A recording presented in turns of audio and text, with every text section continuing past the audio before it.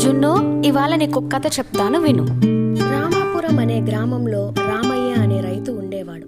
అతనికి ఒక ఆవు ఉండేది. అది ఎంతో సత్యనిష్ట కలిగి ఉండేది. ఒకరోజు అడవిలో ఆవు ఒంటరిగా మేత మేస్తోంది. అంతలో ఆహారం కోసం పులి అడ్డుగా వచ్చింది. ఆ పులి ఆవు మీదకి దూకబోయింది. అప్పుడు ఆవు పులితో, పులిరాజా, కొంచెం ఆగు, ఇంటి దగ్గర నాకు ఒక బిడ్డ ఉంది. నీవు దయ తలిస్తే నా బిడ్డకు పాలు ఇచ్చి వస్తాను. ఆ తరువాత సంతోషంగా నన్ను తిందువు గాని అని దీనంగా ప్రార్థించింది. ఆవు మాటలు విని పులి నవ్వింది. నీ మాటలు నమ్మడానికి నేను వెర్రిదాను కాను అని కోపంగా అంది. అప్పుడు ఆవు, నేను అబద్ధం పలికేదానను కాదు, నేను తప్పక తిరిగి వస్తాను.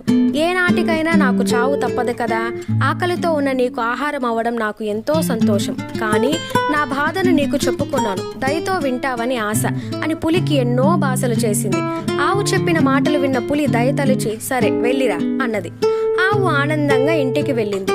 దూడకి కడుపు నిండా పాలు ఇచ్చింది. నాయనా, మంచితనంగా జీవించు, తోటి వారితో కలిసిమెలిసి స్నేహంగా ఉండు, ఎప్పుడు అబద్ధాలు చెప్పకు, మంచి పేరు తెచ్చుకో అని ఎన్నో బుద్ధులు చెప్పింది.